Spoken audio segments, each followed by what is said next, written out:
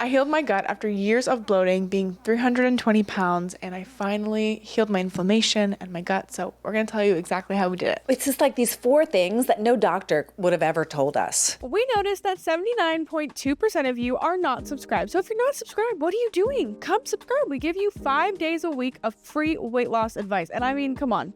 It's a pretty cool vibe over here. So I'd love it if you'd come join. We really appreciate all of your support. So please don't forget to subscribe. And the first one is I stopped eating naked carbs. I stopped eating I used to think that eating fruit alone was the right thing to do. There was this trend in the 70s that popularized itself, and I just adopted it, thinking natural hygiene was the way to go. And I used it for years. But when I finally realized that when I was eating cantaloupe alone, my blood glucose was going through the roof. And so as soon as I could combine the high sugar foods that are fruit, whole food, with other things like protein and high quality fat, then my blood sugar stabilized and I was able to lose the weight and my gut was able to receive the nourishment in a different way.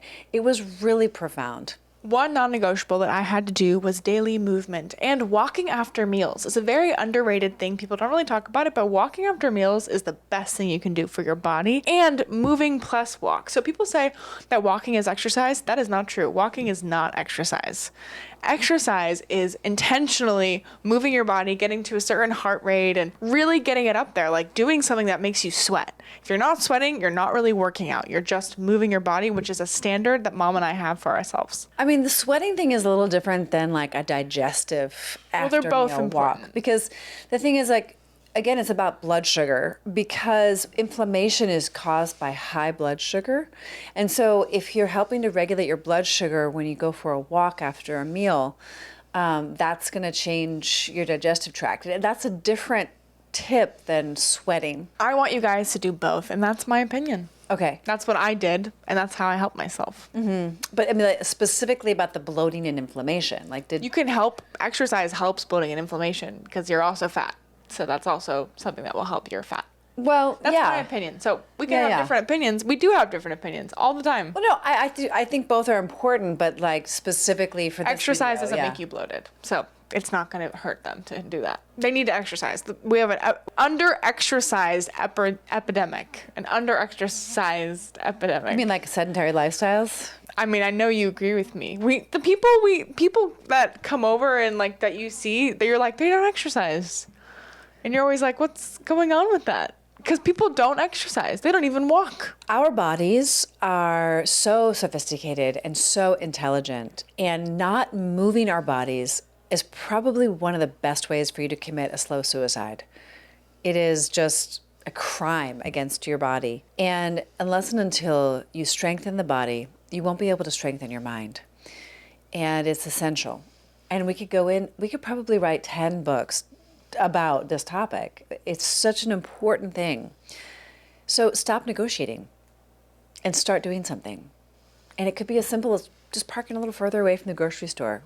It could be just getting up off your chair right now and walking to the front door. Like wherever you're at, there's a way to step it up. One really important thing is swapping your ultra-processed foods for whole foods. And that doesn't mean that you never eat cake or cookies again. I'm like the girl that says, have your cake and eat it too, but make it with different ingredients. And I truly believe that. So if you're watching this video and you love muffins, you just make those muffins at home. And I have a blueberry muffin recipe on Substack, and I'll link it down below for you guys. But you can have whatever you want. You just have to learn how to make it out of different ingredients so that it's going to heal your gut and prevent inflammation and bloating. Yeah, that was really how it all started for Penelope. She decided to make her Burger King order at home, and we were able to really hack the flavor.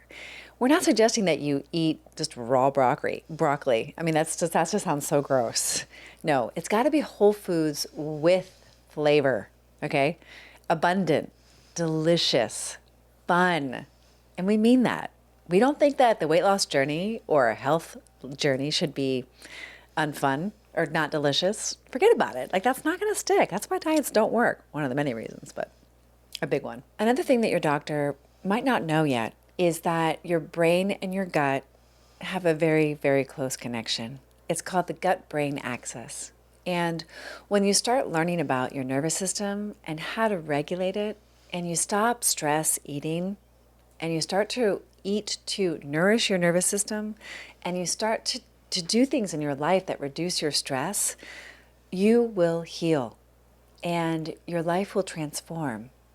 And it's the absolute last thing that you want to do, because your neurons are wiring and firing, and you're accustomed to, you may have even become like addicted to just being stressed out on the go, doing the automatic things like picking up the phone every 5 seconds, or I don't know, like just running around like nonstop, whatever it is. You do need to pause. So one thing you could do today is simply sit for 10 to 30 seconds before your next meal or before your next snack, and just take a deep breath. Breathe in for 6, hold for 4, exhale for 10. Like really just start to learn about good fats, a variety of fiber, and these kinds of healthy foods will go and start to heal your vagus nerve. Will start to heal your nervous system. Will start to heal your gut microbiome, and then all of a sudden that fog is lifted and you're not feeling so weighed down. And yes, you'll be losing weight, but there's so much more happening.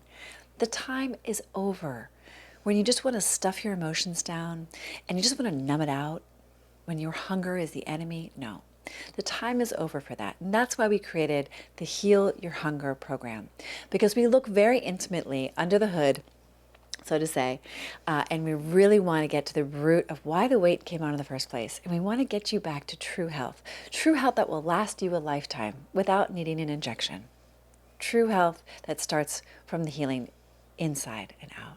Don't forget to share this video with someone that you think could benefit from it. Like this video, comment down below something you learned or didn't know before you watched this video. And please subscribe to our channel. It helps us support all the women. And if you can subscribe to our Substack, that's the best way to support our work in helping as many women as we can lose weight naturally. We see you all the time.